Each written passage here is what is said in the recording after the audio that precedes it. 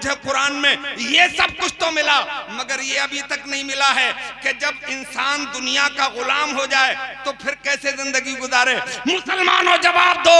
जब जवाब नहीं आया, अल्लाह ने खुद उसके जहन में ये बात डाल दी और उसने पुकारा कि तुम जवाब मत देना, मुझे जवाब मिल गया है। ये बात कुरान में इसलिए मौजूद नहीं है कि कुरान का मानने वाला कभी दुनिया का गुलाम हो ही नहीं सकता। जो कुरान माने, उस पे अमल करे, वो कभी दुनिया के सामने घुटने नहीं टेकता है, दुनिया के ताज पर उसके सामने घुटनों पर जाता है। सुभान अल्लाह, सुभान अल्लाह, जिंदाबाद। बहुत अल्लाह अकबर, या रसूल अल्लाह, या रसूल अल्लाह, जिंदाबाद, जिंदाबाद। अल्लाह, सुभान अल्लाह। अब कोई नारा मत लगाना, वक्त बहुत कम है, काम बहुत ज्यादा है। वक्त देखिए, वक्त की नजाकत समझिए। जो वक्त को अहमियत नहीं देते वो वक्त के कोड़ी हो जाते हैं, और जो वक्त को अहमियत देते हैं वही तो वक्त के सूरमा बनते हैं। तन्हा मजहब इस्लाम में अहमियत है वक्त की। मजहब इस्लाम वक्त की अहमियत भी बताता है। और एक बात और बता दूं मैं आपको, कहीं भटकने की जरूरत नहीं है, कहीं थक्के खाने की जरूरत नहीं है। यहाँ दानिश्वर लोग बैठे हैं, पढ़े लिखे लोग बैठे हैं, 50 साल से एवं के लोग भी यहाँ हैं, 50 साल से ऊपर के लोग भी हैं, पढ़े लिखे भी हैं। एक बात पे मंथन करना, एक बात पे गौर व फिक्र करना कि इस 50 साल के अरसे में अगर किसी के दिल में आया कि धर्म परिवर्तन करेंगे, अपना मजहब बदलेंगे, तो सोचना, आप गौर करना कि इस 50 साल में जब वो धर्म परिवर्तन करता है तो वो क्या तो मुसलमान होता है, या फिर वो आवारा हो जाता है, या फिर वो जिंदीक बन जाता है। अगर कोई मजहब बदलता है तो वो इस्लाम कबूल करता है। मेरे इस्लामी भाइयों, अब इल्जाम कोई लगाए कि हम तलवार से फैले हैं, कसम खुदा की हम तलवार से नहीं फैले हैं, हम अपने किरदार से फैले हैं, इस्लाम की सच्चाई से फैले हैं। मेरे भाई, तलवार से अगर फैले होते तो शायद इंडियन सबरी माला ने कलमा न पढ़ लिया होता। पिछले रमजान की बात है, तो मैं उधर भी जाना नहीं चाहता हूँ। आपको वक्त की अहमियत और आपको कुरान की अहमियत बता रहा हूँ कि इन मदरसों में कुरान क्यों पढ़ाया जा रहा है। CBSE बोर्ड का दौर है, इंग्लिश मीडियम का जमाना है, IAS IPS क्वालिफाई करने की होड़ है, इंजीनियर बनने की होड़ है, आर्किटेक्ट बनने का जमाना है। मेरे इस्लामी भाइयों, ये तो बोतले हैं, मस्जिद में कुरान सुनाएंगे 10,000 रुपए मिल जाएंगे महीने पे। इससे ज्यादा और क्या होगा, 15 मिल जाएंगे, 18-20 हजार मिल जाएंगे। इससे ज्यादा तो कौम इमामत में देती नहीं है। CBSE बोर्ड में जाइए, IAS क्वालिफाई करिए, जिले के DM बनिए, करोड़ों रुपए कमाइए। बात इस बात की नहीं है, मोमिन की नजर दुनिया पर भी है और आखिरत पे भी है। बोलो, दुनिया पे भी होना चाहिए और आखिरत पे भी होना चाहिए।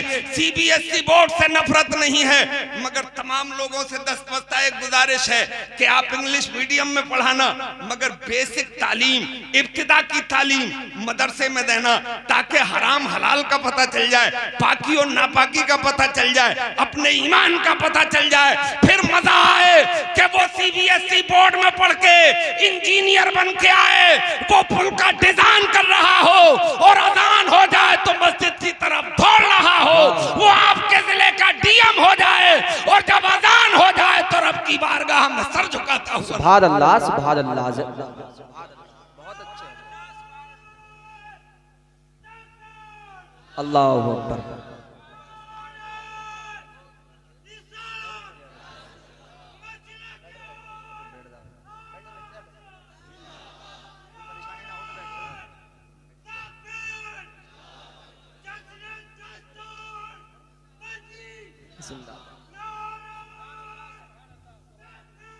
अल्लाह, देखो वक्त हो रहा है, अब आप सुभान अल्लाह बोल के आगे बात सुनिए। मेरे इस्लामी भाइयों, ये बात मैं आपको क्यों बता रहा हूँ, इसलिए बता रहा हूँ कि ईमान सर्वोपरि है, आखिरत हमारे लिए ओरिजिनल टारगेट है। इसके अलावा दुनिया बड़ा टारगेट नहीं है। बनाइए इंजीनियर, बनाइए डॉक्टर, मगर उसे ये तो पता हो कि हराम क्या होता है, हलाल क्या होता है, पाकी किसे कहते हैं, नापाकी किसे कहते हैं। अदरवाइज अगर ये भी नहीं है तो फिर इंसानियत की श्रेणी से बाहर है, मानवता के मैदान से दूर भागा हुआ है मेरे इस्लामी भाइयों। और अगर वो खालिस मदरसे में भी पढ़ता है तो मैं आपको बताना चाहता हूं, आप अगर कॉलेज बोलोगे, आप अगर यूनिवर्सिटी बोलोगे, तो मैं आपको यूनिवर्सिटी के प्रोडक्ट दिखाऊंगा, तस्लीमा नसरीन दिखाऊंगा, सलमान रुश्दी दिखाऊंगा, जस्टिस अहमदी दिखाऊंगा, फिर आपको एपीजे अब्दुल कलाम दिखाऊंगा, जिन्होंने अपनी दुनिया को तो तरक्की दी मगर आखिरत को भूल गए। खतरा था कि वो सीबीएसई बोर्ड में डायरेक्ट पढ़ के आए थे। और अगर मदरसे का प्रोडक्ट देखना है, मदरसे ही को देखना है, तो आओ मदरसे का प्रोडक्ट दिखाता हूं। मदरसे का प्रोडक्ट देखना है तो मदीने का सिद्दीक आजम देख लो, उमर फारूक आजम देख लो, उस्मान जुन्नूरैन देख लो, हैदर कर्रार देख लो, करबला का हुसैन देख लो, आगे बढ़ो तो बगदाद का गौसे आजम देख लो, भारत में आ जाओ तो हिंदुस्तान का राजा ख्वाजा देख लो, कलियर का चांद देख लो, और देखना है तो बरेली का इमाम अहमद रजा। सुभान अल्लाह। क्या बात है, क्या बात है भाई हजरत, बहुत खूब माशाल्लाह, क्या बात है भाई, सुभान अल्लाह, क्या कहना है हजरत, सुभान अल्लाह, क्या बात है, सुभान अल्लाह। तो ये अपने मदारिस हैं कि जहां दीन पढ़ाया जाता है, कुरान पढ़ाया जाता है। और मेरे इस्लामी भाइयों, आपको ये बात कह के भी मैं चौंकाना चाहता हूं, यूनिवर्सिटी वाले सुने, मीडिया वाले सुने, छापे हमारी ये बात कि 400 साल हुए हैं। 400 साल से पहले इस दुनिया में कोई यूनिवर्सिटी नहीं थी।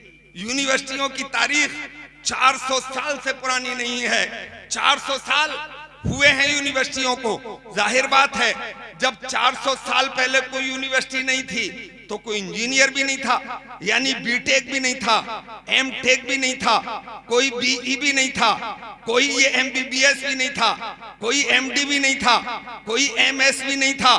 बोलो, जब यूनिवर्सिटियां नहीं थी, अलबत्ता मदरसे थे। मदरसे की बुनियाद तो फारान की चूटी पर रख दी गई थी। फिर मदीने गए थे तो एक चबूतरे पे वहां मदरसा चलाया गया था। तो मदरसे की बुनियाद तो बहुत पुरानी है। 400 साल पहले कोई आर्किटेक्ट नहीं, इसलिए कि यूनिवर्सिटी नहीं है, मदरसे थे। मदरसों से आर्किटेक्ट की डिग्री नहीं मिलती है, मदरसों से बीए नहीं बनाए जाते हैं, मदरसे से मेरे भाई बीटेक की डिग्री नहीं मिलती है, एमटेक की डिग्री नहीं मिलती है। मदरसे तो कुर्रा की डिग्री मिलती है, हुफ्फाज की डिग्री मिलती है, आलिम की डिग्री मिलती है, मुफ्ती की डिग्री मिलती है। तो एक बात गौर से सुनो, जब दुनिया में कोई इंजीनियर नहीं था, दुनिया में कोई आर्किटेक्ट नहीं था, तो दुनिया का अजूबा इसी भारत में ताजमहल बनाया जा रहा था, दिल्ली की जामा मस्जिद बन रही थी, मेरे भाइयों फलक बोस कुतुब मीनार बनाई जा रही थी। पूरी दुनिया को मानना पड़ेगा कि दुनिया का अजूबा ताजमहल भी कुरान पढ़ने वालों ने बनाया है, जामा मस्जिद भी कुरान पढ़ने वालों ने बनाया। सुभान अल्लाह। क्या बात है हजरत, क्या नुक्ता है भाई, सुभान अल्लाह, क्या बात है, सुभान अल्लाह, बहुत खूब माशाल्लाह। इसीलिए मैं कहता हूं कि फिरके गली गली तबाह। आला हजरत अजीमुल बरकत भी अपने आला ही हजरत हैं, ओरिजिनल आला हजरत, लाजवाब आला हजरत, और सिर्फ अकीदत में नहीं, हकीकत में आला हजरत। वादी रजा की कोहे हिमाला रजा का है, जिस सम देखिए वो इलाका रजा का है। जिस समता गए हो सिक्के बिठा दिए, मुल्के सुखन की शाही तुमको रजा मुसल्लम, जिस समता गए हो सिक्के बिठा दिए हैं। ये है मेरे आला हजरत अजीमुल बरकत। इरशाद फरमाते हैं कि फिरके गली गली तबाह, ठोकरें सबकी खाएं क्यों, दिल को जो अक्ल दे खुदा तेरी गली से जाए क्यों। तो मैं एक बात पूछ रहा हूं आपसे, जवाब आप चाहे मत दीजिएगा, जवाब मैं ही दे दूंगा। परवरदिगारे आलम ने आज से तकरीबन 1452 साल पहले अपने महबूब को इस दुनिया में मबूस फरमाया, भेजा। वो जमाना तलवार का जमाना था, वो जमाना तीरों कमान का जमाना था, वो जमाना मेरे भाई नेज़े और भाले का जमाना था। ये जमाना अब ये जमाना जो है ये अणु का जमाना है, ये परमाणु का युग है, ये लड़ाकू विमानों का जमाना है, ये अग्नि मिसाइल का दौर है, ये धरती मिसाइल का दौर है, ये AK-47 का दौर है, ये AK-56 का दौर है, ये बड़े बड़े अजूबा वेपन्स का दौर है। अगर परवरदिगार इस दौर में मुस्तफा जाने रहमत को मबूस फरमा देता तो क्या सरकार अपने मानने वालों से ये कहते कि आ जाओ, दुनिया की सुप्रीम पावर अमेरिका से मुकाबला करना है, उसने बड़े बड़े परमाणु बनाए हैं, लड़ाकू विमान बनाए हैं, उससे मुकाबला करना है। अगर किसी ने धरती मिसाइल बनाया है तो तुम भी कोई मिसाइल बनाओ, कोई आकाश मिसाइल बना रहा है, तुम भी कोई मिसाइल बनाओ, तभी उनसे मुकाबला कर सकोगे। मुझे मालूम नहीं है कि सरकार ये हुक्म देते या नहीं देते, मगर मुझे इतना यकीन कामिल है कि मुस्तफा अपने मानने वालों को ये हुक्म जरूर देते कि तुम्हें परवरदिगारे आलम ने मेरे जरिए जो अपना कलाम अता किया है, जिसे कुरान मजीद कहते हैं, इसे पढ़ो, इसी पे अमल करो, यही तुम्हारा परमाणु है, यही तुम्हारी अणु शक्ति है। कुरान पढ़ते चले जाओगे और समंदरों को मुसख्खर करते चले जाओगे। क्या बात है भाई, सुभान अल्लाह, सुभान अल्लाह। बहुत खूब, बहुत खूब। एक जदीद तहकीक हो रही है जनेवा में,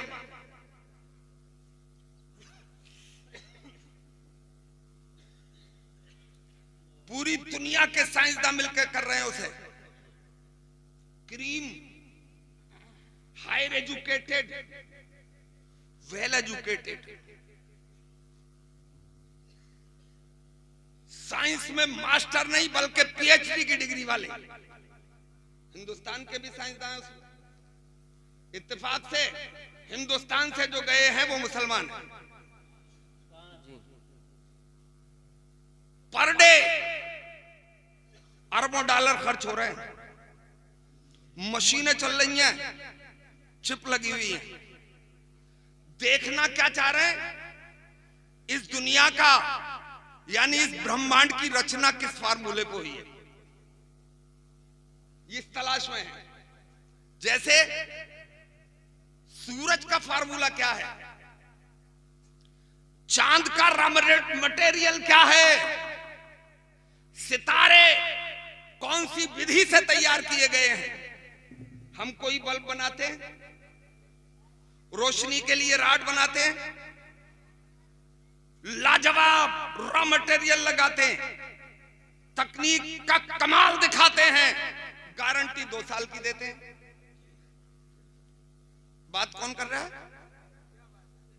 अच्छा, औरतें उधर बैठी, अरे तुम मत जाओ, औरतों को बोलने दो। ना ना ना, औरतें अगर बोल रही हो तो बोलने दो, क्योंकि इन्हें रोका नहीं जा सकता। और ये भी, अरे इसमें भी बड़ी हिकमत है इनके बोलने में।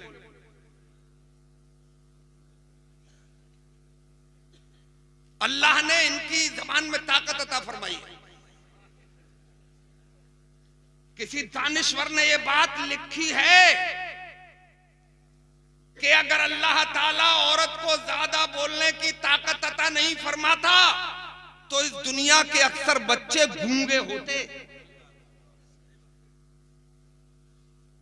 पार्ले में 0 साइज का बच्चा है, उसे झुला रही है और न जाने क्या क्या कह रही है, मेरा बाबू, मेरा राजा, मेरा जाने क्या क्या, तो बात याद नहीं है, वो तो औरत ही कहेगी जो भी कहना।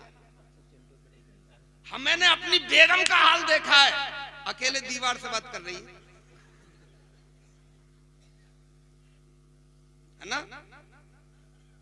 तो ये ये बाबू राजा और जने क्या क्या उन्हें कहती है। तभी तो एक उसूल है मेडिकल का कि जो बच्चा बचपन से बहरा है यकीनन वो गूंगा भी होगा,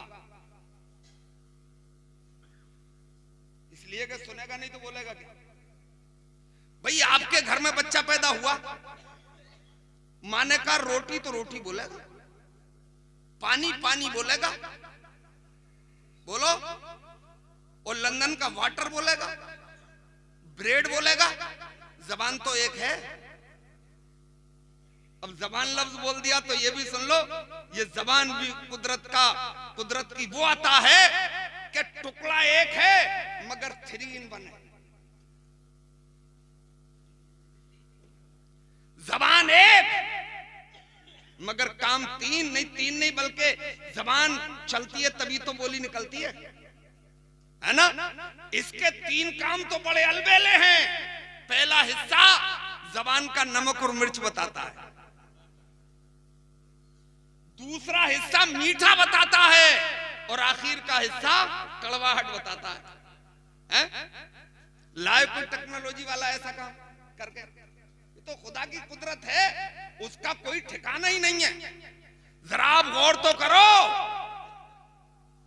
कि दुनिया की हर मादा जो दूध देती है, एक ऐसा सॉफ्टवेयर है, उधर मत देखो पत्रकार साहब, मेरी तरफ देखो। दुनिया की हर मादा जो दूध देती है बच्चे की पैदाइश के बाद, एक ऐसा सॉफ्टवेयर है जो अल्लाह ताला ने बदन में रखा है कि बच्चे की पैदाइश से पहले 2 चीजों को डेवलप करता है, खून बनाता और फुजला। मुर्गा उड़ाइए, बकरा उड़ाइए, मुतंजन खाइए, बेहतरीन बिरयानी खाइए, मछली के साफ सुथरे पीस इस्तेमाल कीजिए, 2 चीज पैदा करता है, खून बनाता है और फुजला बनाता है। जैसे ही पेट में बच्चा डेवलप होता है तो परवरदिगार उस सॉफ्टवेयर को भी डेवलप कर देता है। फिर वो 3 चीज बनाने लगता है, एक तरफ फुजला निकलता है, दूसरी तरफ खून तैयार होता है और तीसरी तरफ बेहतरीन ग़िज़ा दूध तैयार होती है। ये सॉफ्टवेयर अल्लाह ही की शान है जो